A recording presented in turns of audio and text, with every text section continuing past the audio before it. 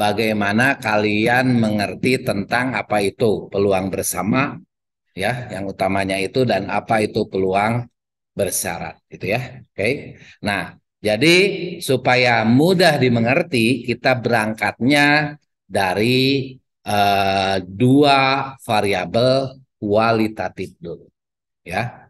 Dari dua variabel kualitatif, ya. Karena yang kita pelajari kan kalau diskrit kan variabel kuantitatif, kontinu variabel kuantitatif juga, ya. Oke, jadi kita akan berangkat dari variabel kualitatif dulu yang ini, ya. Dari variabel kualitatif nanti masuk ke, ya, apa, pertemuan selanjutnya masuk ke yang kuantitatifnya, ya. Oke. Nah, jadi bahasannya yang akan kita kaji kali ini adalah peluang dari tabel kontingensi, ya. Peluang dari tabel kontingensi. Nah, peluang dari tabel kontingensi ini, jika misalkan, ya, kita mempunyai dua variabel, ya, variabel Y dan variabel Z, ya. Misalkan kita mempunyai dua variabel, variabel Y dan variabel Z. Yang mana dua variabel acak ini adalah variabel acak kategori atau variabel acak kualitatif, ya. Kualitatif itu berarti skala pengukurannya bisa nominal, bisa ordinal, ya. Datanya kategori atau atribut, ya. Oke. Jadi bukan angka, ya, bukan angka, kategori atau atribut. Nah, di sini yang mana Y itu terdiri dari sebanyak I kategori atau atribut. Jadi ini I di sini, ya, sorry, ya. I di sini ini menyatakan banyaknya kategori yang ada di variabel Y, ya. Jadi kalau misalkan variabel Y itu tentang gender, laki-laki, perempuan, berarti banyaknya kategori ada dua, ya. Saat ini eh, agama yang tercatat di KTP itu hanya 5, sisanya adalah apa, aliran kepercayaan, istilahnya gitu, ya. Oke, nah jadi kategorinya kalau misalkan variabelnya itu adalah variabel tentang agama, kategorinya jadi ada 6, ya. 5 agama yang tercatat sama apa, satu lagi aliran kepercayaan. Jadi ada 6, I-nya ada 6 kalau tentang agama. Seperti itu, ya. Oke. Nah, jadi I di sini merepresentasikan banyaknya kategori di variabel Y, dan Z itu, sorry, J merepresentasikan banyaknya kategori di variabel J merepresentasikan banyaknya kategori di variabel Z, ya, seperti itu, ya. Nah, di sini supaya lebih mudah, misalkan ada contoh seperti ini, dua variabel kategori di sini berdasarkan data pelanggan bis antar kota. Jadi di sini ada bis antar kota, tapi data yang kita ambil adalah data pelanggan. Ingat, tidak semua penumpang adalah pelanggan, ya. Jadi di sini sebagian dari penumpang bis itu adalah pelanggan, ya. Ini yang terdaftar punya apa, terdaftar sebagai pelanggan untuk apa, perusahaan bis tersebut, ya. Oke. Di sini berdasarkan data pelanggan bis antar kota dalam provinsi diambil dua variabel acak kategori, ya. Nah, kita ambil dua variabel acak kategori. Sebenarnya variabelnya banyak. Jadi kalau kita punya database pelanggan itu sebenarnya variabelnya banyak sekali, ya. Sampai dengan berapa kali dia naik bis, terus tujuannya kemana, dari mana sampai kemana, yaitu banyak lah. Ini yang kita hadapi sebenarnya kalau misalkan database aslinya kita yang kita hadapi adalah big data, ya. Oke. Tapi untuk mata kuliah ini saya hanya ambil dua aja, dan dua variabel ini pun sebenarnya hasil preprocessing, ya. Hasil preprocessing karena kota tempat tinggal itu awalnya adalah alamat, ya. Awalnya alamat di preprocessing jadi kota tempat tinggal, gitu, ya. Dan kategori umur ini awalnya itu apa? Awalnya tanggal lahir gitu ya, di processing jadi kategori umur seperti itu ya. Jadi untuk mata kuliah ini kita hanya mengambil dua variabel ini adalah variabel kota tempat tinggal dan variabel kategori ya. Nah, dari pelanggan yang tercatat ini kalau nggak salah tahun 2019 ya. Sorry. Bukan.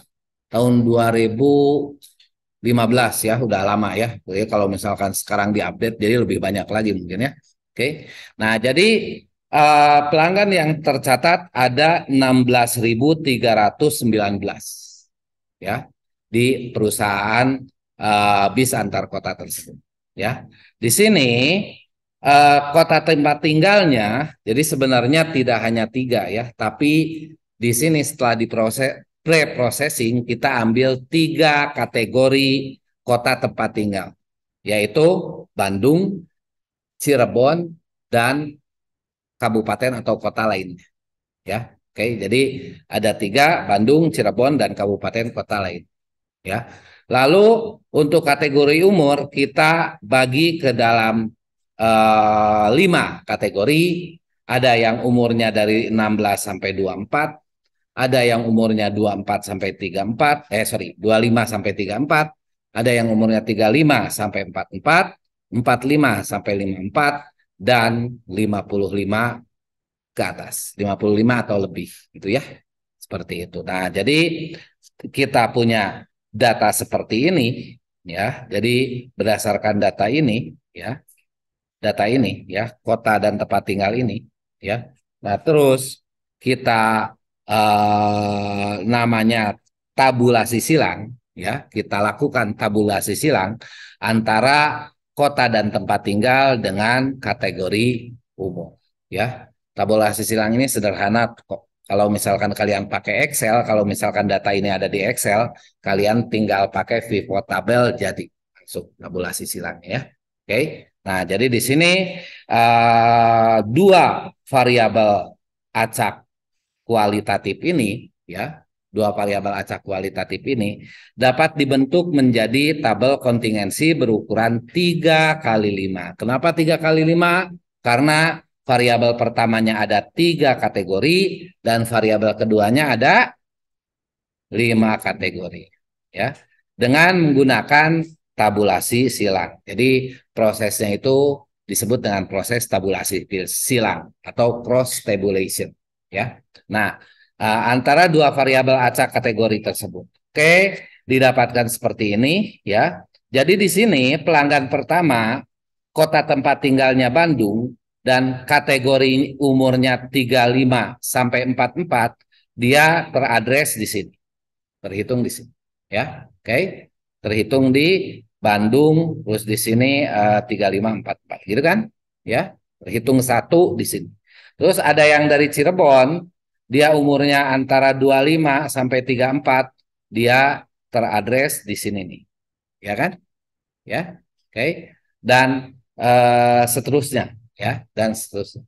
Nah, ada semuanya ada 16.319 ya, ada 16.319 record ya. Ada 16.319 pelanggan ya kan? Ya. Nah, maka angka 182 ini atau 182 ini adalah banyaknya pelanggan yang asal kotanya dari Bandung dengan kategori umur 16 sampai 24 tahun. Jelas kan? Ya, jadi yang pelanggan yang kategori umurnya 16 sampai 24 tahun dan dia tinggalnya di Bandung ada 182 orang. Nah, ada 1.004 pelanggan yang asal kotanya dari Cirebon dengan kategori umur 45 sampai 54. Nah, terus di sini ada kalau misalkan kita ada 7.887, ini adalah jumlahan dari terhadap baris ya. Jumlahan terhadap baris. ya, ada 7.887 pelanggan, ya, yang asal kotanya dari Cirebon, ya. Semua tabel ini kita sebut dengan tabel kontingensi. Oke, definisi dan lebih detail tentang tabel kontingensi Anda sudah belajar di Medstat, ya kan? Ya, di pertemuan awal-awal, ya, tentang menginformasikan data gitu ya, ada tabel kontingensi, ada tabel baris kolom ya, ada tabel apa gitu ya, itu Medstat ya. Oke, kita lanjutkan ya. Jadi tabel kontingensi itu ya secara umum kita bisa tuliskan seperti ini ya. Ada baris dan ada kolom gitu kan? Ya. Disebut tabel kontingensi jika setiap sel dan totalnya itu mempunyai makna atau mempunyai informasi. Nah, jadi di sini biasanya kami melambangkannya ya dengan n ya atau banyaknya itu n, yang mana n itu adalah atau merupakan total banyaknya pelanggan atau total responden atau ya total dari data yang ada ya. Oke. Nah, di sini untuk setiap selnya kita lambangkan dengan NIJ. Jadi kalau misalkan I-nya 1, J-nya 1, maka dia itu N untuk baris 1 kolom 1. Oke. Yang pertama disebut baris, yang kedua disebut itu adalah kolom. Oke. Nah, berarti kalau misalkan di sini N I-nya sama dengan 2, jadi N di I-nya sama dengan 2, jadi N2, dan J-nya sama dengan 1, N21 berarti yang ini. Seperti itu ya. Baris 2, kolom 1. Ya, seperti itu. Nah, jadi di sini kita lambangkan dengan NIJ ya. Yang mana I-nya itu adalah indeks ya untuk setiap baris. Jadi di sini barisnya ada berapa tadi? Ada sebanyak I.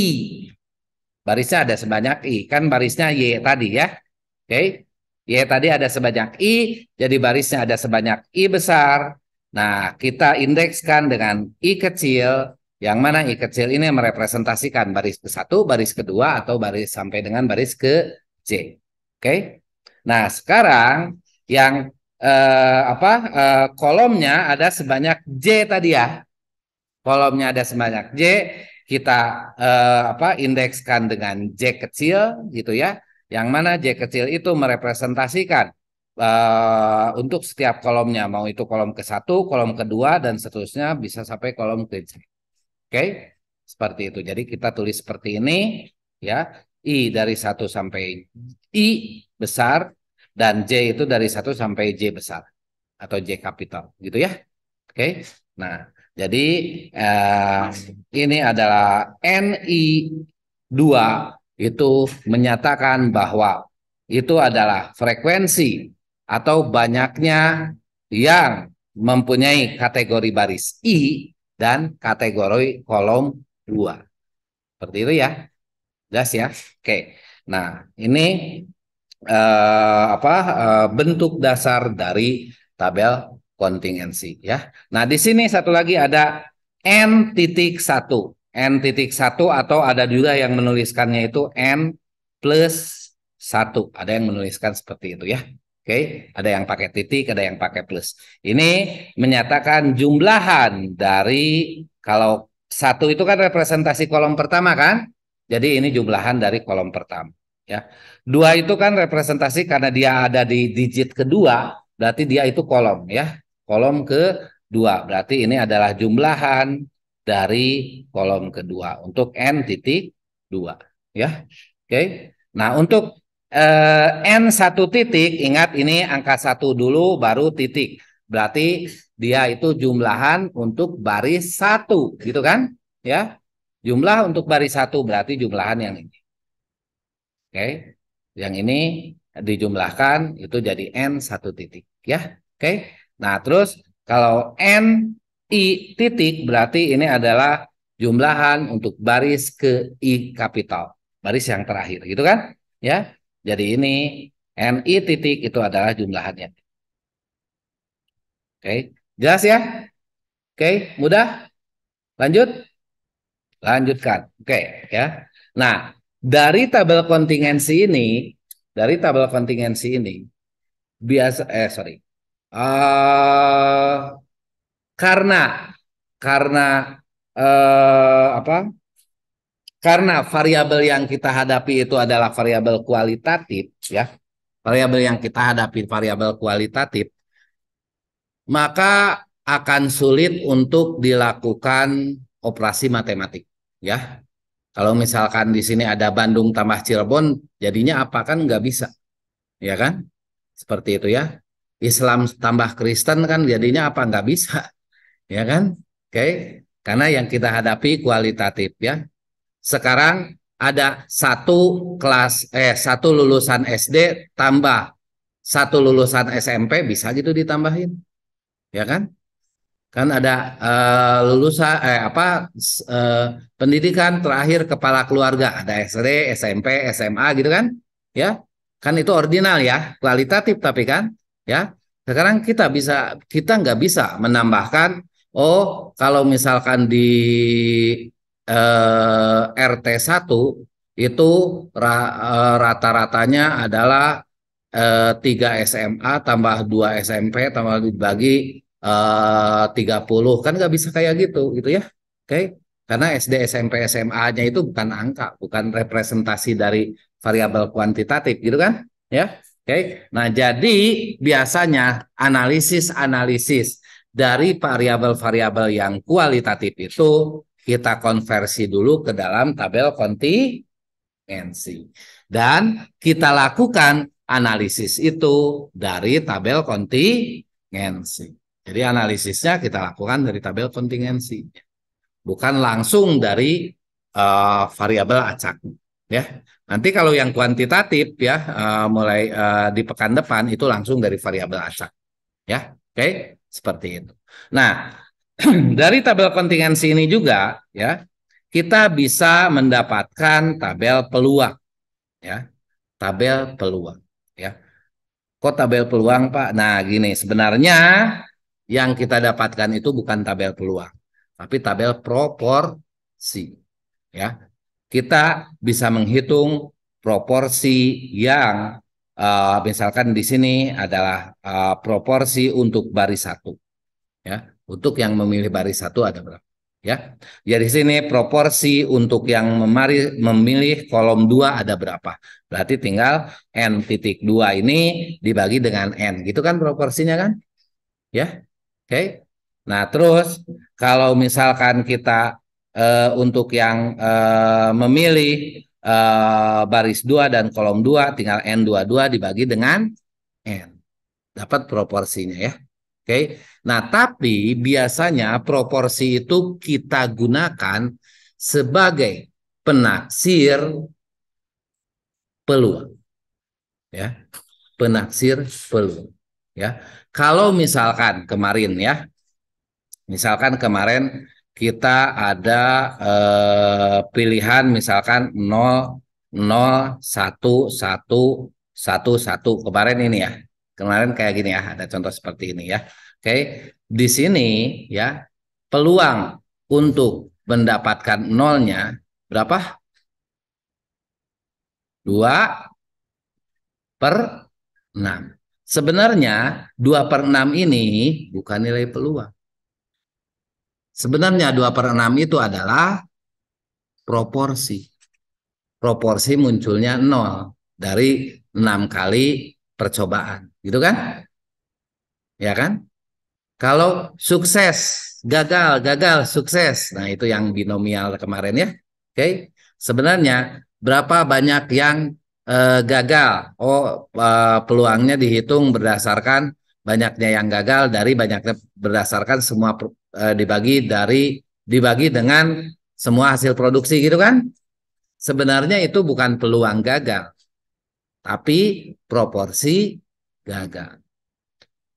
Tapi kita nggak tahu peluang gagal yang sebenarnya kan kita nggak pernah tahu, ya kan? Nah, sehingga yang terbaik untuk menaksir peluang gagal itu adalah berdasarkan nilai proporsi. proporsi. Ya, jadi nilai proporsi itu dijadikan sebagai penaksir. Penaksir. Nah, di sini ya. Penaksir nilai peluang. Ya, jadi jika pi adalah nilai peluangnya yang sebenarnya kita nggak tahu, ya nilainya berapa, gitu ya. Biasanya ditaksir dengan yang namanya pi topi, penaksir dari pi sama dengan proporsi tadi, ya. Jadi untuk selanjutnya si proporsi ini mungkin akan saya sebut dengan peluang. Karena si proporsi ini kita sebut merupakan penaksir dari peluang. Ya, kalau misalkan nih, misalkan Alif, misalkan setelah mengikuti 10 mata kuliah gitu ya, misalkan 8 dari 10 itu Alif itu hadir 100%. Ya, berarti kan 8 dari 10 itu atau 8 per 10 itu atau 80% itu gitu kan ya, atau 0,8 itu adalah proporsi kehadiran alif dalam mata kuliah, dalam kuliah gitu kan ya. Oke. Nah, sekarang untuk mata kuliah PTP ini, berapa peluang Alif akan hadir 100% gitu kan? Pertanyaan seperti itu kan? Yang nggak tahu kita gitu ya. Kan eh, kalau misalkan ya bisa aja misalkan Alif nggak hadir satu karena ketiduran misalkan seperti itu kan? Ya. Kalau nggak hadir satunya berarti itu 95% misalkan ya, bukan 100% gitu ya. Atau bisa aja misalkan berarti peluangnya nggak jadi 100% gitu kan? Ya. Oke. Nah, terus apa? Misalkan Alif ini dalam dalam apa? Dalam semester ini di misalkan kuliahnya hari Jumat, di hari Jumat itu pasti ada satu hari Jumat dia itu harus menghadiri pernikahan kakaknya, misalkan seperti itu ya. Jadi udah pasti ada satu ada satu kali nggak bisa masuk gitu kan. Nah, jadi ya peluang untuk hadir 100%-nya itu ya udah pasti nol, itu mah pasti gitu ya, udah dirancang dengan gak akan terjadi gitu ya. Jadi nah, tapi kan kita tidak pernah tahu peluang itu berapa ya. Oke, kita tidak pernah tahu peluang itu berapa, jadi biasanya ya dilihat aja track recordnya gitu kan ya, dilihat aja proporsi dia di kuliah-kuliah sebelumnya. Oh, berdasarkan track recordnya dari 10 kali kuliah, dari 10 mata kuliah, ya, 8 kali hadir 100%. Jadi, kalau misalkan Alif untuk mata kuliah PTP ini, ya, peluang hadir 100%-nya adalah 8, 0,8. Ngerti kan maksudnya kan? Nah, jadi peluangnya itu diambil atau ditaksir dari nilai proporsi. Maksudnya penaksiran seperti itu ya. Oke. Nah, belajar tentang penaksiran kalian lebih lanjut akan didapatkan di TEOS. Oke? Seperti itu.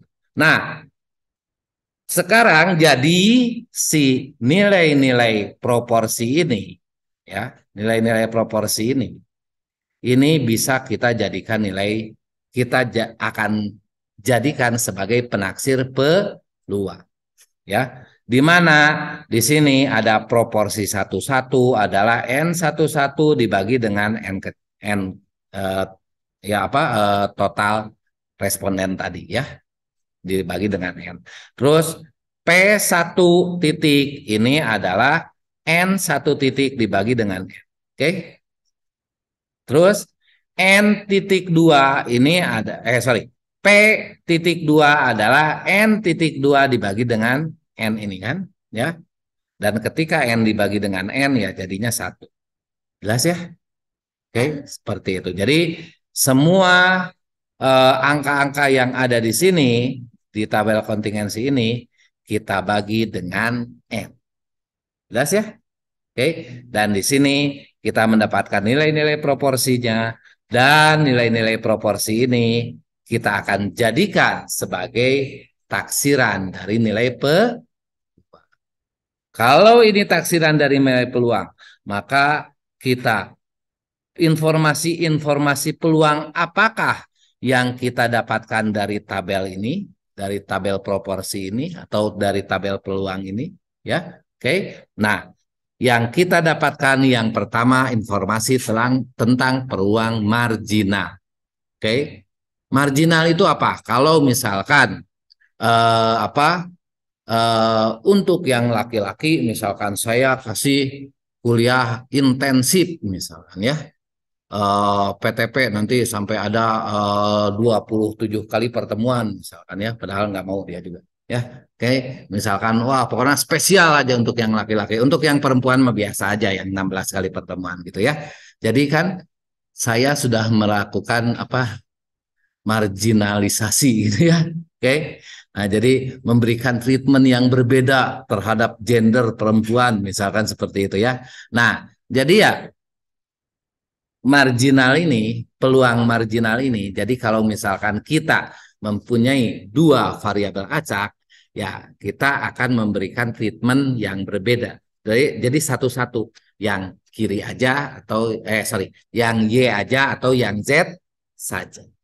Ya, makanya disebut dengan peluang marginal atau peluang hanya untuk satu variabel. Seperti itu ya. Jadi di sini peluang, makanya di sini marginalnya saya kurungin ya. Jadi peluang untuk Y ya. Nah, tapi kalau misalkan hanya satu Y berarti itu peluang marginal ya. Hanya satu variabel yaitu Y aja berarti peluang marginal ya. Oke. Nah, kita sebut dengan peluang marginal. Peluang untuk Y adalah P, ini PY sama dengan I. Jadi peluang peluang Y itu akan mendapatkan nilai I gitu kan ya. Peluang Y itu akan mendapatkan kategori I, itu direpresentasikan dengan P I titik ya. Nah, jadi di sini yang mana PI titik itu adalah tadi NI titik dibagi dengan N ya. Jadi PI titik itu yang ada di sini, iya. Jadi semua jumlahan dari nilai-nilai peluang terhadap baris ini dari tabel kontingensi ini itu adalah merepresentasikan nilai-nilai peluang untuk setiap kategori baris. Seperti itu, ya. Berapa peluang didapatkannya kategori baris 2? Peluangnya adalah P2 titik. Ngerti kan maksudnya kan? Ya. Berapa peluang didapatkan kategori baris ke I? Adalah PI titik. Jadi ini nilai-nilai peluang. Ya, oke. Nilai-nilai peluang marginal. Nilai-nilai peluang marginal untuk Y. Ya, peluang marginal untuk kategori baris atau untuk variabel acak yang dijadikan kategori baris. Jelas ya? Oke. Nah, terus peluang marginal untuk Z, Z-nya ini direpresentasikan dalam bentuk kolom gitu kan tadi ya. Oke. Nah, jadi di sini peluang marginal untuk Z adalah kita sebut adalah peluang P, kita tuliskan seperti ini. Peluang Z sama J, J itu bisa berapa aja ya? J kecil ini bisa berapa aja ya? Oke, bisa satu, bisa dua, bisa J besar juga kan? Ya tadi ya. Oke. Nah, jadi peluang Z sama dengan J ini kita tuliskan dengan P titik J kecil. Ya, indeksnya kecil. Di sini adalah N titik J dibagi dengan N untuk mendapatkan P titik J. Ya, oke. Nah, jadi nilai-nilai peluang yang di bawah ini yang merupakan penjumlahan terhadap kolom gitu kan? Ya, merupakan penjumlahan terhadap kolomnya. Ini adalah nilai-nilai peluang marginal untuk variabel Z. Ya, oke. Nah, jadi berapa peluang kita mendapatkan kategori kolom 2? Peluang untuk mendapatkan kategori kolom 2 adalah P titik 2. Jelas ya? Oke, seperti itu. Sampai sini jelas? Lanjut? Oke, lanjutkan. Nah, selanjutnya dari em, tabel peluang ini juga kita akan dapatkan informasi tentang peluang bersama, ya. Peluang bersama untuk Y dan Z, ya. Jadi peluang bareng-bareng, peluang bersama. Yaitu kita biasanya tuliskan seperti ini, ya. P itu adalah peluang kalau bersama di sininya koma biasanya pemisahnya, ya. Oke. Kalau misalkan yang lainnya ada juga yang kemarin ya pertemuan ketiga irisan gitu ya. Oke, itu peluang bersama kan ya. Oke, tapi kita sekarang pakainya koma supaya mudah ya. Jadi di sini P Y-nya bernilai I, peluang ya, bersama kalau peluang bersama dua-duanya harus ada. Si Y-nya harus ada, Z-nya juga harus ada kan? Ya. Jadi peluang bersama untuk Y bernilai I dan Z bernilai Z. Ya. Seperti itu. Dan kita lambangkan dengan atau notasikan dengan P dengan indeksnya IJ atau PIJ. Oke? Nah, di sini PIJ itu adalah ya, PIJ itu adalah NIJ ya atau tadi yang apa yang di dalam sel tabel kontingensi tadi ya, NIJ dibagi dengan N seperti itu ya. Oke. Nah, jadi didapatkanlah kalau misalkan P21 berarti di sini adalah peluang bersama untuk Y sama dengan 2 dan Z sama dengan 1. Seperti itu. Ya. Oke. Jadi di sini P21 adalah nilai peluang untuk mendapatkan baris 2 kolom 1. Seperti itu. Ya. Jelas untuk peluang bersama? Oke, kita lanjutkan ya. Nah, selanjutnya ada peluang bersyarat ya. Peluang bersyarat ini adalah misalkan peluang Y, berapa peluang Y ya, Y-nya bisa berapa aja dengan syarat Z-nya sama dengan J. Seperti itu ya. Nah, kita bisa dapatkan dari peluang tabel kontingensi ini di mana peluang Y sama dengan I dengan syarat Z-nya sama dengan J itu adalah NIJ dibagi dengan N titik J. Jadi ingat ininya harus kompak yang J gitu ya. Itu yang menjadi prasyarat ya, yang menjadi prasyarat ya. Nah, jadi di sini syarat biasanya kita lambangkan seperti ini. Yang pertama disebut itu adalah yang ditanyakannya, berapa nilai peluangnya gitu kan? Ya, oke. Berapa nilai peluang Y sama dengan I? Nah, terus selanjutnya ada garis seperti ini dengan syarat Z-nya sama dengan J ya.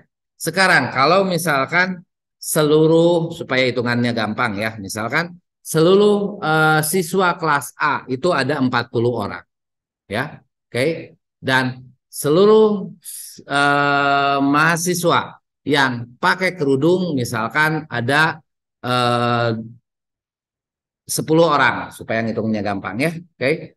Misalkan ada 10 orang ya. Maka peluang saya mendapatkan mahasiswa ya yang berkerudung adalah 10/40. Seperti itu kan peluangnya kan? 1/4 ya. Peluangnya seperti. Nah, sekarang gini. Peluang saya mendapatkan mahasiswa yang berkerudung dengan syarat mahasiswa itu adalah perempuan. Oke. Padahal dari seluruh kelas A itu ada 10 orang laki-laki, misalkan seperti itu ya. Jadi perempuannya ada berapa? Ada 30 kan? Jadi pembaginya bukan yang 40, pembaginya enggak keseluruhan. Ya.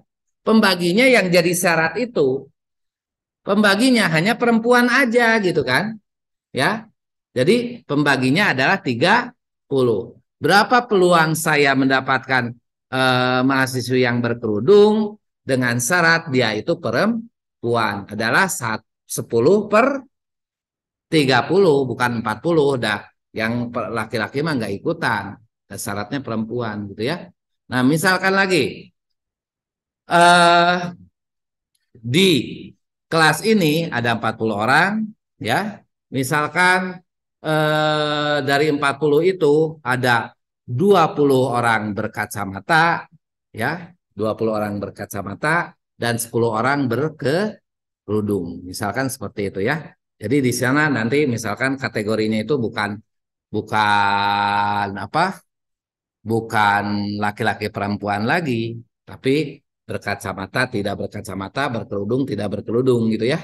Oke. Nah, mau laki-laki mau perempuan juga ikut. Nah, jadi kalau misalkan berapa saya bisa mendapatkan mahasiswa yang berkerudung dengan syarat dia berkacamata. Berarti kan pembaginya yang berkacamatanya kan? Ya. Dan yang berkerudung tanpa kacamata itu enggak kehitung, ya kan? Jadi berapa mahasiswa yang berkerudung dengan dan berkacamata, ya? Oke. Nah, jadi itu bisa jadi prasyarat. Jadi seperti itu. Yang jelas ya kayak tadi, misalkan dengan syarat mahasiswa itu adalah perempuan, berarti pembaginya 30. Terus kalau misalkan tanpa menggunakan syarat, jadi laki-laki pun ikut ikut dalam sampling space ya, ikut dalam sampling space itu jadi laki-laki bisa kepilih juga gitu ya. Oke. Ya kan ya di sini dengan syarat dia itu adalah Z-nya sama dengan J, jadi pembaginya adalah terhadap jumlah J. Ngerti kan maksudnya kan? Ya, seperti. Nah, satu lagi sebaliknya ya. Di sini kalau misalkan yang kita cari adalah peluang Z, di mana yang jadi prasyaratnya adalah Y-nya sama dengan I, gitu kan? Ya, maka kita lambangkan seperti ini. Berapa peluang Z sama dengan J, gitu ya? Berapa peluang Z sama dengan J? Dengan syarat dia itu adalah I, Y-nya, gitu ya. Dengan syarat Y-nya sama dengan I. Berarti kita tuliskan P, di sini kita tulis J dulu, ya. J dulu dengan syarat di sininya jadi I, gitu ya. Jadi kalau kalau syarat itu kan sebenarnya kita carinya sebenarnya yang kita cari itu P. Kalau tadi yang kita cari PI, kalau sekarang yang kita cari PJ kan, ya. Tapi ada syarat tambahan, makanya di sini kita tinggal tulis PJ dan yang di sebelah kanan itu adalah syarat tambahannya, ya, yaitu bersyarat I. Nah, ini hitungannya biasa NIJ-nya, ya. Jadi yang sel-sel di dalamnya tadi dibagi dengan tentu yang menjadi syaratnya apa, ya. Yang menjadi syaratnya adalah jumlahan dari baris ke I. Seperti itu. Maka akan didapatkan peluang mendapatkan J dengan syarat I. Di sini contohnya adalah yang kalau misalkan yang ini adalah peluang Z-nya sama dengan 2 ya, dengan syarat ini. Jadi kalau misalkan nanti ini bagi ini itu akan mendapatkan peluang Z-nya Z benar. Z-nya sama dengan 2 dengan syarat Y-nya sama dengan I. Ya. Oke. Kalau kita bagikan yang ini aja lah supaya gampang yang ada angkanya. P22 ya, berarti karena ya, yang menjadi syaratnya ini yang menjadi syaratnya adalah kategori 2 di baris gitu kan ya. Yang menjadi syaratnya adalah P, yang menjadi syaratnya barisnya adalah 2 gitu ya. Maka peluang peluang Z-nya sama dengan 2 ya, dengan syarat dia itu ada di baris 2 adalah P22 dibagi dengan P2 titik. Gitu ya. Oke. Nah, itu sama aja dengan N22 dibagi dengan N2 titik. Itu akan sama hasilnya. Ya. Oke. Seperti itu. Jelas? Jelas. Oke. Supaya lebih jelas lagi, kita akan sekarang pakai angka. ya. Oke, pakai contoh. Oke.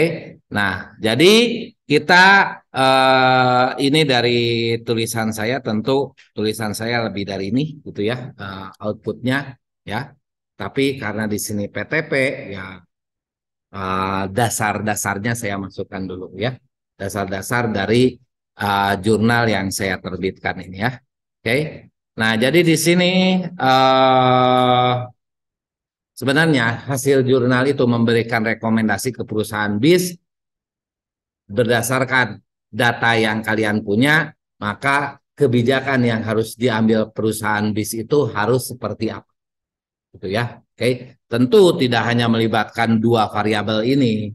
Di sini melibatkan banyak banyak variabel lainnya ya. Oke. Nah, untuk PTP ini ya kita main-mainnya di dua variabel ini dulu aja ya.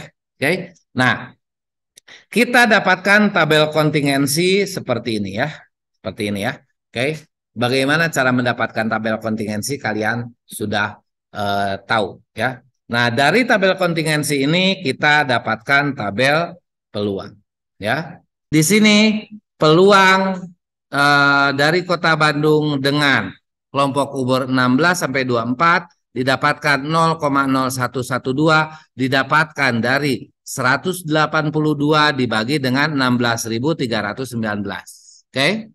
Nah, sekarang 0,2205 ini didapatkan dari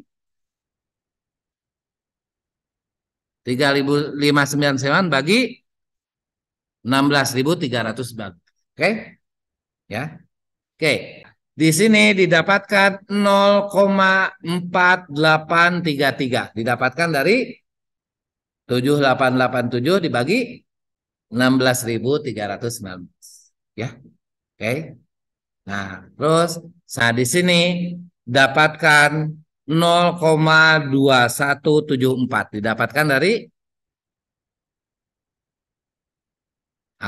good. Ya. Oke. Berarti soal ngitung kalian udah tahu. Saya nggak usah jelasin lagi. Oke. Seperti itu ya. Didapatkan ini adalah tabel peluang. Dari peluang-peluang tadi ya, dari matriks peluang tadi sebenarnya itu banyak ya apa setiap nilai-nilai yang kita dapatkan itu memberikan informasi tentang peluang ya, memberikan informasi tentang peluang. Misalkan ini yang sebelah kanan ini ya, itu adalah representasi dari atau nilai-nilai peluang marginal untuk kota tempat tinggal pelanggan, gitu kan? Ya, oke. Kota tempat tinggal pelanggan di Bandung, di Cirebon atau kota lainnya, gitu kan? Ya, oke. Nah, yang di kanan ini adalah representasi nilai peluangnya. Ngitungnya tadi sudah dikasih tahu sama Nadine, gitu ya.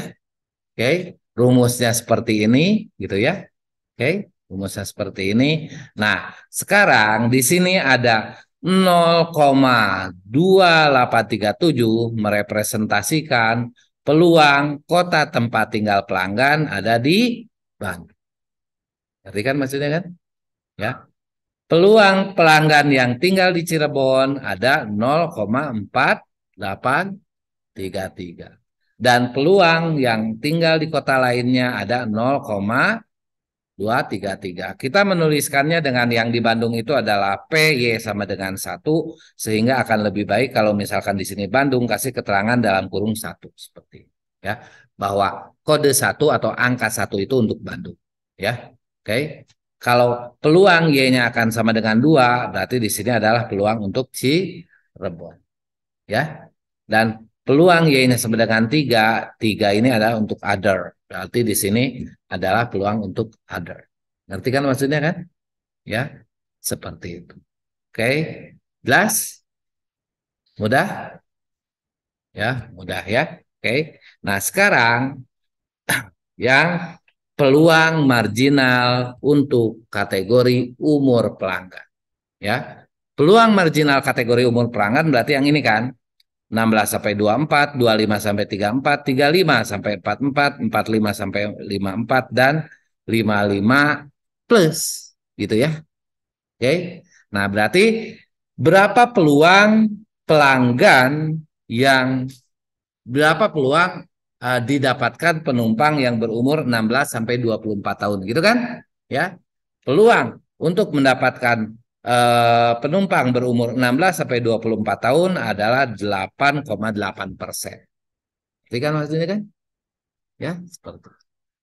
Peluang untuk mendapatkan penumpang yang berumur 55 tahun atau lebih adalah 0,129, oke, berarti atau 12,98%, ya, oke. Nah, ini ngitungnya tadi dikasih tahu sama siapa? Itulah, ya.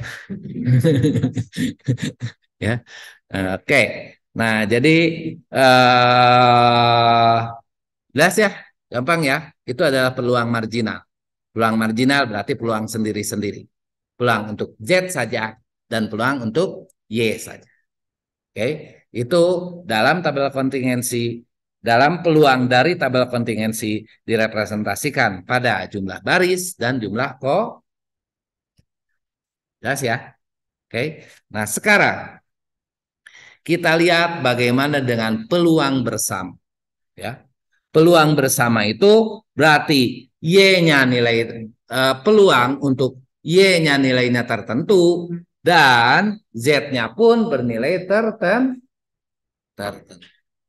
Ya, untuk Y-nya bernilai I dan Z-nya pun bernilai J. Ingat, kalau peluang bersama dulu itu saya saya representasikan di awal berasal dari irisan, ya kan? Peluang bersama berasal dari irisan. Jadi dan dia itu selain I juga J. I dan J. Selain berkacamata juga berkerudung, misalkan ya.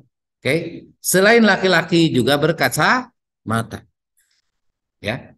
Kalau laki-laki berkerudung kan nggak ada, ya, seperti itu ya. Nah, jadi di sini ini adalah peluang bersama, ya. Peluang bersama representasi ini adalah frekuensi bersama, kan, ya. NIJ itu merepresentasikan banyaknya yang banyaknya yang berkategori I dan kolomnya kategori J. Kalau misalkan I-nya itu adalah berkerudung dan J-nya berkacamata, jadi banyaknya yang berkerudung juga berkacamata. Berarti ini representasi dari irisan, ya. Dibagi dengan tentu total mahasiswanya kalau soal kerudung dan kacamata tadi, ya. Oke, jadi di sini dibagi dengan N, ya. Dalam contoh ini peluang pelanggan yang bertempat tinggal di Bandung dengan kategori umur 16 sampai 24 tahun. Ada 0,0112 atau 1%. Jelas ya? Seperti itu. Terus peluang pelanggan bertempat tinggal di Bandung dan kategori umurnya antara 25 sampai 34 tahun. Berarti di sini Y-nya 1 untuk Bandung kan? Ya. Z-nya 2 untuk kategori umur yang kedua ya. Oke. Nah, jadi di sini didapatkan 0,0939 peluang. Yang terakhir ya 0,039 ini yang ini. Ya. Oke. Dan yang terakhir adalah peluang pelanggan bertempat tinggal di kota lainnya dengan kategori umur bukan antara, ini harusnya dihapus. Dengan kategori umur 55 tahun atau lebih. Ya. Nah, ini adalah peluang untuk Y-nya sama dengan untuk Y-nya sama dengan 3 dan Z-nya sama dengan 5. Ya. Peluang untuk Z-nya sama dengan 3 dan Y-nya sama dengan 3 dan Z-nya sama dengan 5 adalah yang ini kan 0,0279. Ya. Oke, itu nilai peluang. Jauh ini mudah ya? Ya, emang mudah sih ke bawahnya juga. Ya, oke. Lanjut. Ada pertanyaan? Kita lanjutkan ya. Oke. Nah, sekarang peluang bersyarat. ya. Peluang bersyarat untuk kota tempat tinggal Y dengan syarat kategori umurnya adalah J. Misalkan seperti itu, ya. Yang tadi seperti yang sebelumnya saya sampaikan, maka itu adalah kita ini adalah peluang bersamanya, frekuensi bersamanya antara N, J dibagi dengan tentu yang menjadi pembaginya itu bukan N, tapi yang menjadi pembaginya adalah N titik J. Seperti tadi, misalkan bagaimana saya mau mendapatkan responden mahasiswa yang ada di kelas ini, misalkan untuk responden itu berapa peluang saya mendapatkan yang berkerudung dengan syarat dia itu harus perempuan, berarti pembobotnya bukan 40. Berarti pembaginya bukan 40. Kalau perempuannya ada 30, berarti pembaginya adalah 30. Berarti yang berkerudung dibagi dengan pembaginya yang 30. Ini pun sama ya. Oke. Jadi ini NIJ dengan pembaginya adalah N titik J, bukan N keseluruhan. Ya. Oke. Di sini, peluang pelanggan bertempat tinggal di Bandung dengan syarat umurnya 16 sampai dengan 24 tahun. Ya. Nah, jadi ini jadi syaratnya, maka dia ada di sebelah kanan karena dia jadi syarat si Z-nya ya. Oke. Yang kita cari ada di sebelah kiri, peluang dia bertempat tinggal di Bandung. Peluang Y sama dengan 1, gitu kan? Ya. Dengan syarat, berarti di sini ada pemisah tegak gini, operator tegak gini, itu maksudnya bersyarat ya. Dengan syarat dia itu umurnya adalah 16 sampai 24 tahun. Berarti Z-nya sama dengan 1. Jadi kita dapat di sini adalah N IJ, NIJ-nya adalah untuk N11 adalah 182 ya. Kalau nggak percaya lihat lagi ke atas gitu ya. Dan jumlah iya benar. Jumlah kolom 1 adalah 14.436. Nah, berarti kalau misalkan yang ini coba lihat ke atas.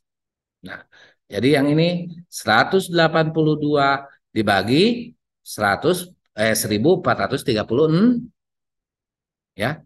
Yang ini bagi yang ini akan sama aja dengan yang ini bagi yang ini. Akan sama aja kok hasil. Ya, akan sama aja hasil.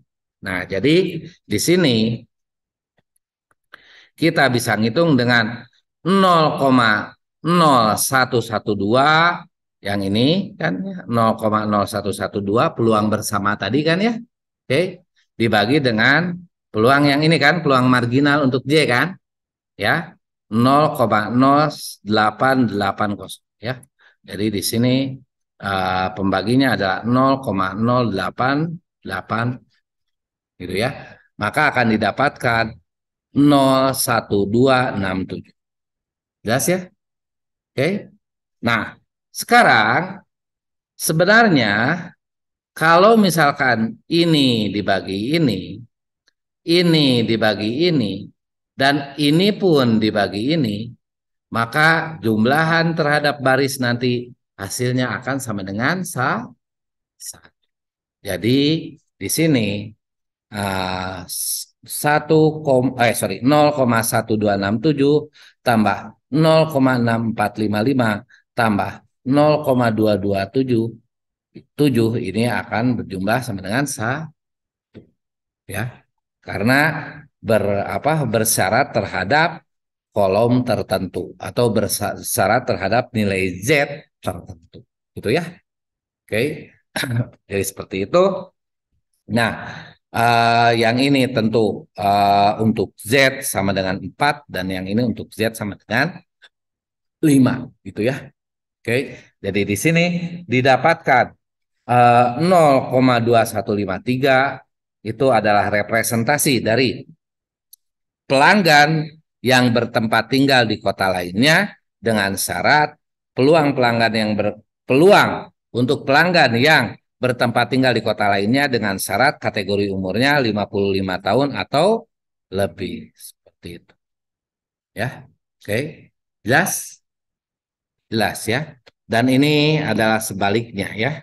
Peluang ya dengan syarat untuk peluang bersyarat untuk kategori umur tertentu ya. Jadi yang dicari adalah peluang kategori umur tertentu, yang menjadi syaratnya adalah kota tempat tinggal pelanggan. Ini yang menjadi syaratnya ya.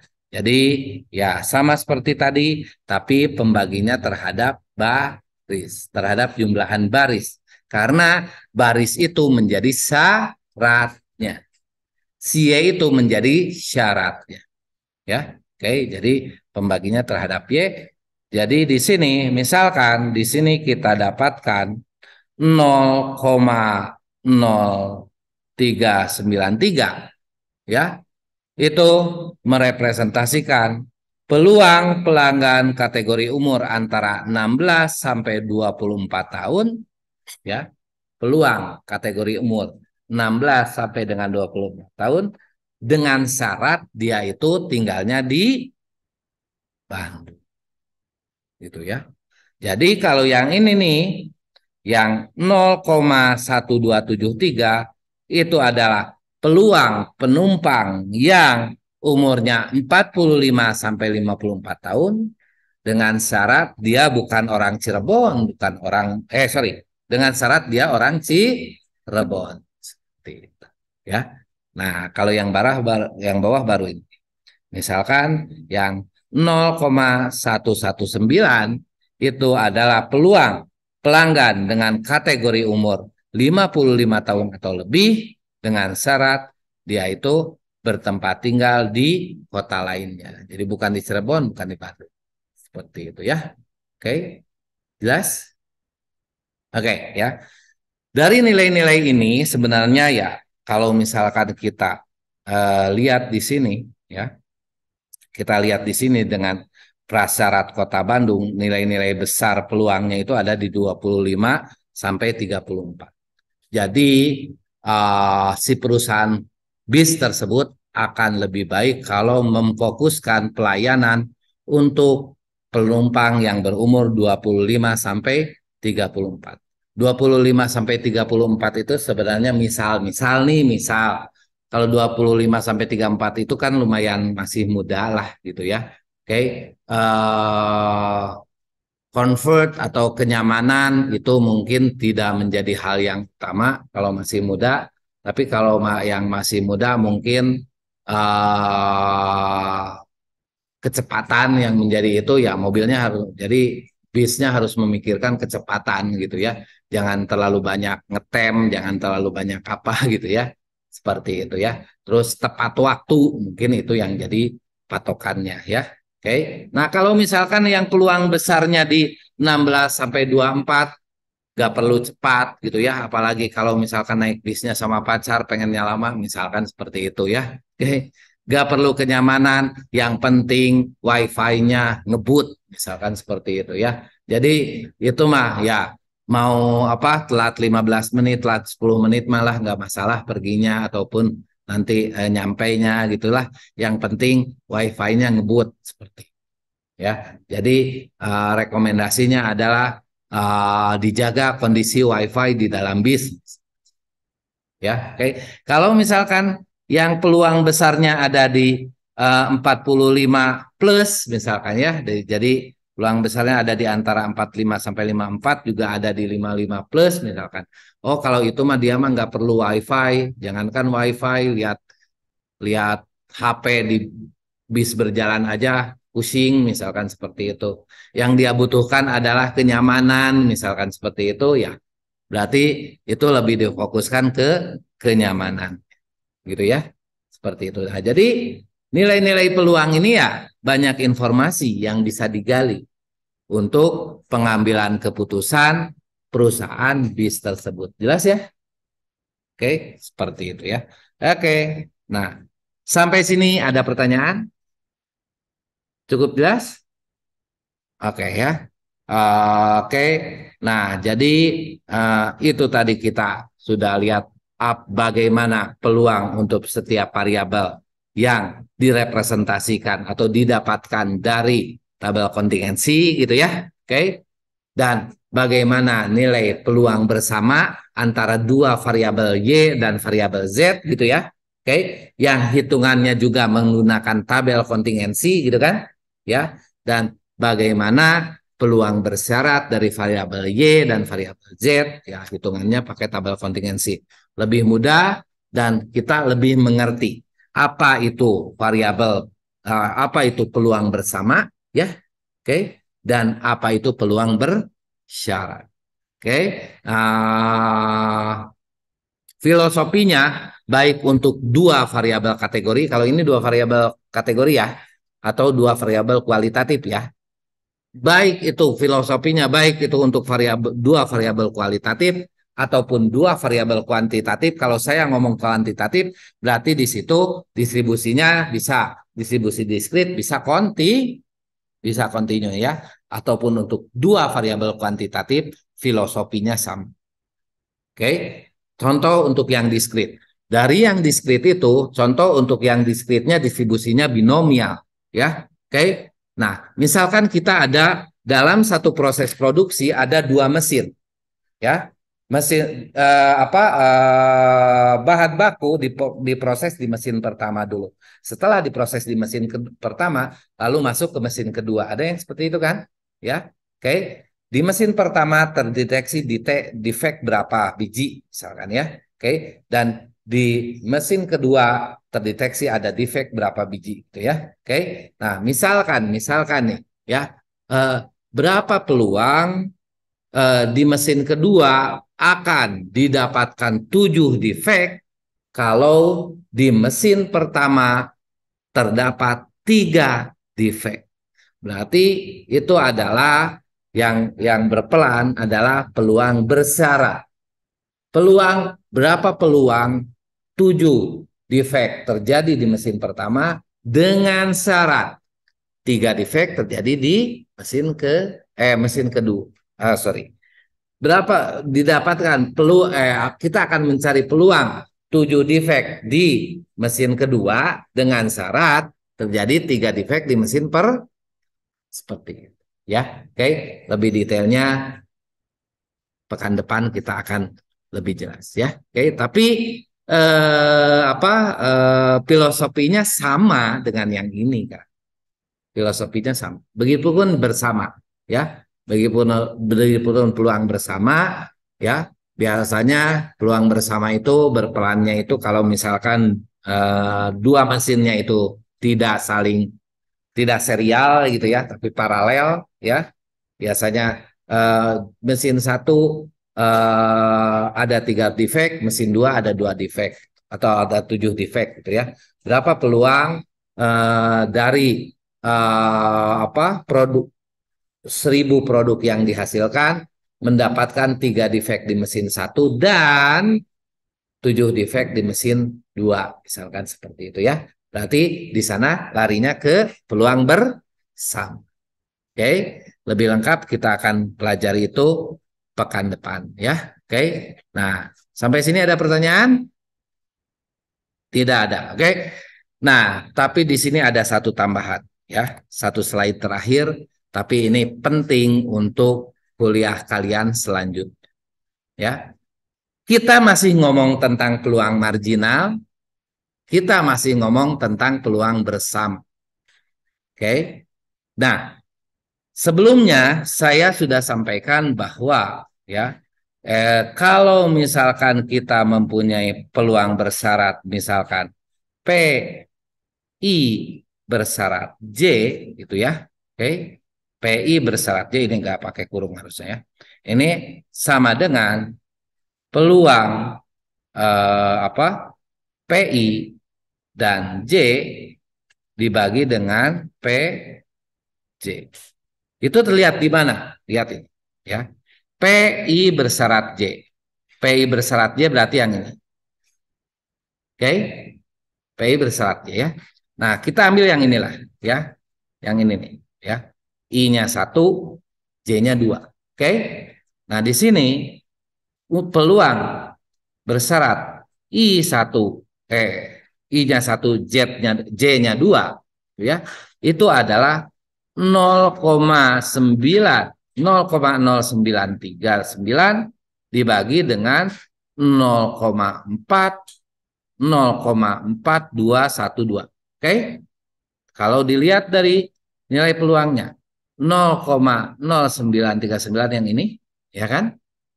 Dan 0,4212 yang ini kan, ya. Yang ini yang 0,039 itu adalah peluang bersama atau P12, gitu kan? Ya. Peluang Y-nya 1 dan Z-nya 2. Yang ini kan? Ya kan? Ya.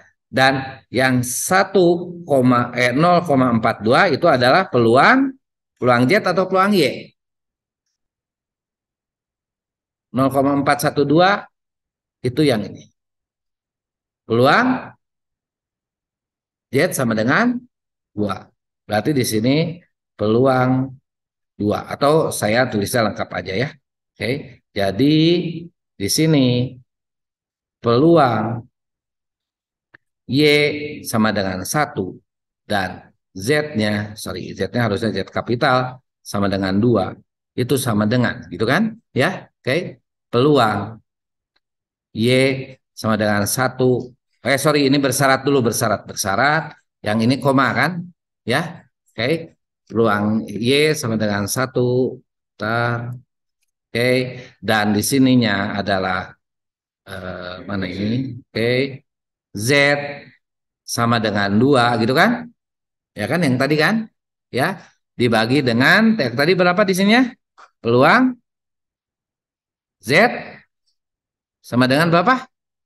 Sama dengan 2. Ya, gitu kan?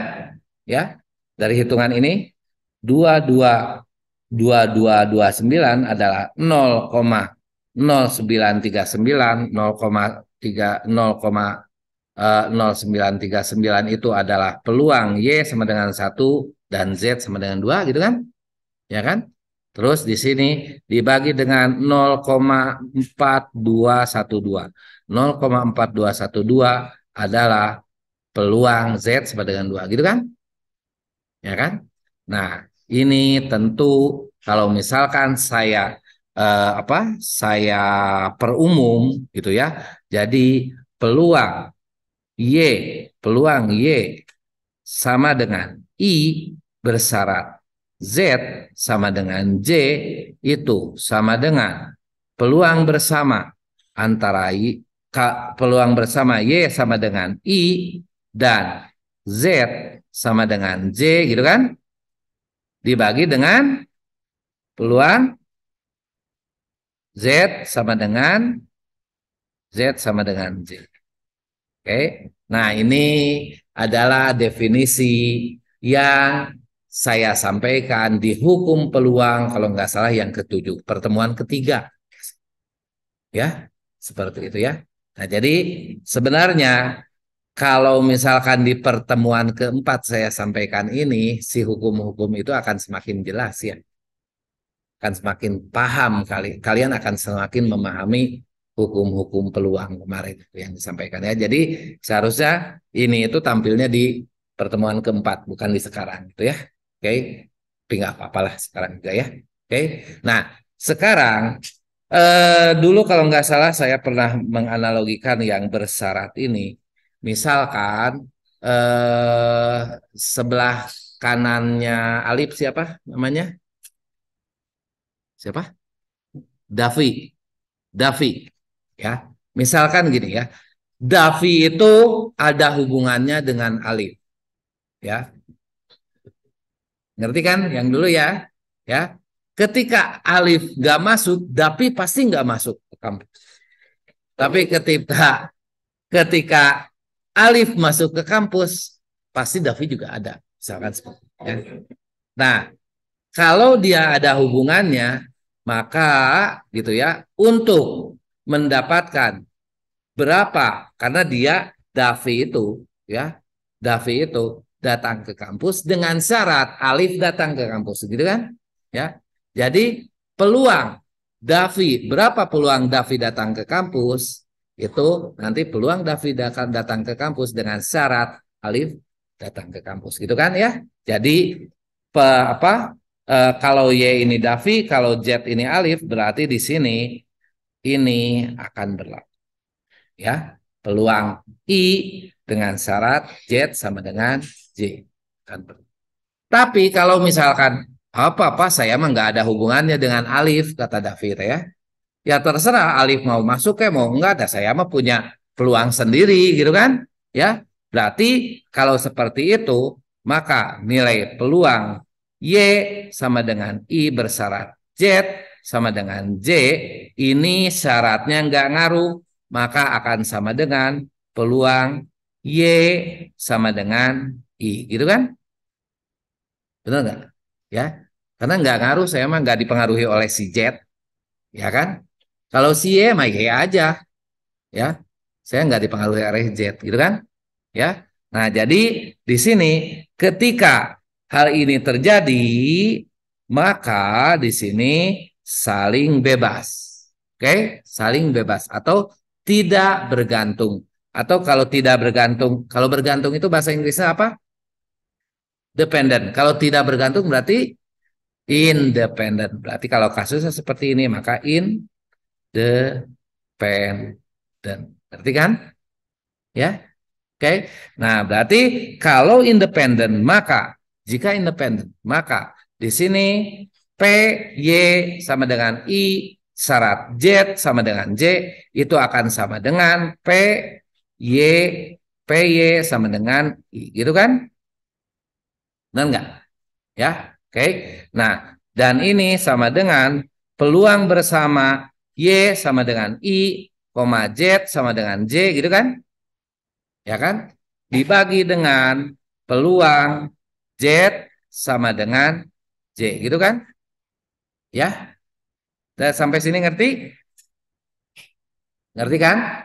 Ya. Nah, sekarang kalau luas kiri dan luas kanan kita kalikan dengan peluang Z sama dengan J, ya kan?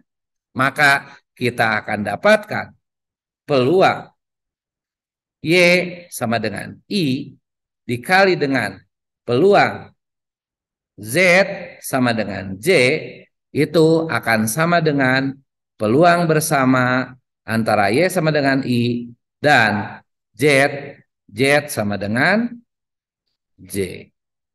Nanti maksudnya kan? Gitu ya. Jadi kalau dia independen, ya, kalau dia tidak bergantung, maka peluang bersamanya akan sama dengan perkalian dari peluang peluang apa yang satu-satu gini teh? Margin. Kalau perkalian peluang marginalnya sama dengan peluang bersamanya, maka dia itu saling independen. Jelas?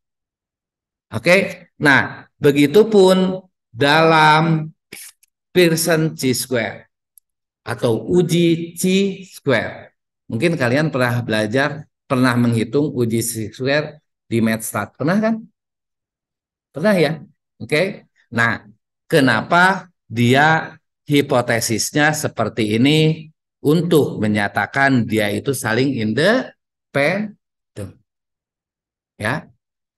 Jadi di sini tadi kita udah melihat bahwa sesuatu itu independen kalau nilai peluang gabungan nilai peluang bersamanya sama dengan perkalian nilai peluang marginalnya. Yang mana ini adalah peluang bersamanya dan ini adalah perkalian dari peluang marginal. Berarti kan? Jadi bikin hipotesis itu nggak sembarangan. Jadi kenapa dalam chi-square hipotesisnya PIJ sama dengan PI titik dikali dengan PJ titik karena dia itu akan memenuhi independen, memenuhi karakteristik independen kalau ya seperti tadi yang sudah saya sampaikan. Jelas? Seperti itu. Ya. Jadi kenapa independen itu di H0, H0-nya Pi J sama dengan Pi I titik Pi titik J ya. Karena itu. Karena case ini terjadi kalau dia independen. Kalau tidak sama dengan, maka dia itu akan di dependent atau saling bergantung. Seperti itu. Jelas kan? Seperti itu ya. Oke, jadi titip saya, dalam setiap pengujian kalian jangan berpuas diri dengan tulisan H0 independent, H1 dependent. Itu mah cuma informasi aja. Ngerti nggak? Apalagi nanti biasanya yang saya temukan itu ketika fitting distribution. Di sana ditulis, ini sampai banyak kakak-kakak kalian yang nulis skripsi pun salah. Menuliskan bahwa uji dia itu berdistribusi normal atau tidak. H0-nya sama dengan berdistribusi normal. H1-nya tidak. Salah. Itu cuma informasi doang. Ya. Harusnya tahu kalau misalkan dia itu berdistribusi normal, kenapa? Karena ketika uji distribusi normal, ya, si fx ini apa? Fx ini apa? CDF baru kemarin, ya kan? Ya, ketika cumulative distribution function dari data itu sama dengan, biasanya di sini pakai F bintang atau F lainnya atau diganti hurufnya sama G atau apalah gitu ya, atau saya pakai F bintang aja ya, sama dengan CDF dari fungsi matematis. Ngerti nggak? Jadi sebenarnya H0-nya itu biasanya seperti ini atau H1-nya itu sama dengan Fx tidak sama dengan F bintang X. Ya, kalian itu harus kejar ininya. Harus kejar persamaan statistis. Ya, oke. Nah, jangan berpuas diri ketika hipotesis H0 adalah berdistribusi normal. H1 tidak berdistribusi normal. Ya, oke. Nah, kalau misalkan Fx-nya sama dengan F bintang X, yang mana F bintang X itu adalah fungsi matematis distribusi normal, maka dia itu akan berdistribusi normal. Jelas? Ya. Oke, nah ini untuk hal lain yang saya akan bahas yang ini. Oke, yang pertama, untuk setiap hipotesis dalam pengujian harus jelas. Ya. Dan kenapa begitu kalian harus ngerti. Ya. Tadi sudah saya jelaskan kenapa ketika peluang bersamanya sama dengan perkalian peluang marginalnya, dia itu independen. Tadi udah saya jelaskan kan, ya. Apalagi sekarang kalian kuliah math, stat, non-par, banyak pengujian-pengujian yang seperti itu, kejar hipotesisnya kenapa begitu. Ya, oke. Jangan berpuas diri dengan itu. Kalau gitu mah nanti kalian harus ngapalin, ya. Oke. Ya itu nggak akan puas lah ke kitanya gitu ya. Kejar. Nah, sekarang apa yang tertulis di hipotesis ini kejar hubungannya dengan apa, test of independent atau istilahnya itu adalah statistik uji. Kejar hubungannya dengan statistik uji ya. Oke. Nah, kalau misalkan H0-nya seperti ini, yang mana? Jadi yang mana Pi IJ itu kita taksir dengan Pi, taksiran PIJ itu sama dengan PIJ gitu ya. Seperti itu kan? Maka untuk hipotesis nol adalah ini taksirannya ya. Kalau yang bawah nilai taksirannya ya. Oke. Penulisan hipotesis sebenarnya yang betulnya yang atas. Ini harusnya saya pakai panah mungkin ya. Untuk H0 ya gitu ya, bukan ini bukan hipotesisnya ya. Oke, yang bawah itu ya. Oke, hipotesisnya harus yang ditulisnya itu parameternya, bukan statistiknya. Oke, kalau dalam hipotesis harus ditulis parameternya. Walaupun kita ngitungnya dari statistik, gitu ya. Oke, jadi Kalau secara statistiknya maka untuk PIJ sama dengan PIJ gitu kan ya. Ya. Untuk PI titik P titik J itu adalah PI titik dikali dengan P titik J gitu kan? Ya. Oke. Nah, sekarang kalau misalkan ini sama ya, peluang bersamanya sama dengan apa?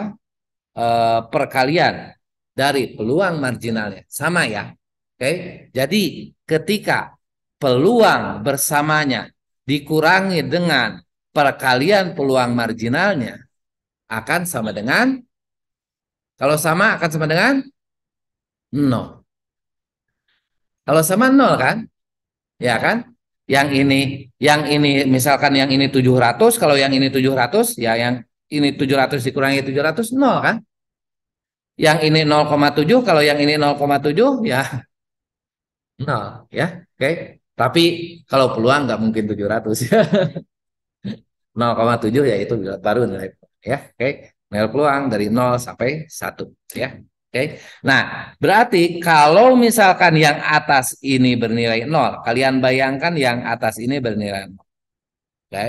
Ketika dikuadratkan akan menjadi nilai 0 juga. Dibagi apapun akan jadi nilai 0 juga. Dikali dengan apapun di sini akan tetap, ketika dia 0 berarti di sini jatuhnya untuk C square-nya sama dengan 0 jatuh di sini. Ketika jatuh di sini maka H0 diterima. H0 diterima, jadi di sini PI1 ini sama dengan, tinggal ya. Ketika dia nilainya kecil, selisihnya sedikit ya. Ketika selisihnya sedikit, nanti di kuadrat pun ngangkatnya akan jadi sedikit, ngerti nggak? Ya, dibagi ini akan lebih sedikit lagi, dikalikan n. Kalau n-nya cuma sedikit, akan sedikit. Dia mungkin jatuh di nilai C square yang ini. Misalkan di sini C square-nya sama dengan 2. Ya. Maka kita akan masih, karena selisihnya sedikit, kita masih anggap itu sama. Kita akan masih anggap bahwa peluang marginalnya, perkalian dari, peluang bersamanya masih ya sama dengan perkalian peluang marginalnya. Maka hipotesisnya tidak ditolak. Maka kita menyatakan bahwa perbedaan antara perkalian peluang marginalnya dengan peluang bersamanya itu tidak berbedanya nyata.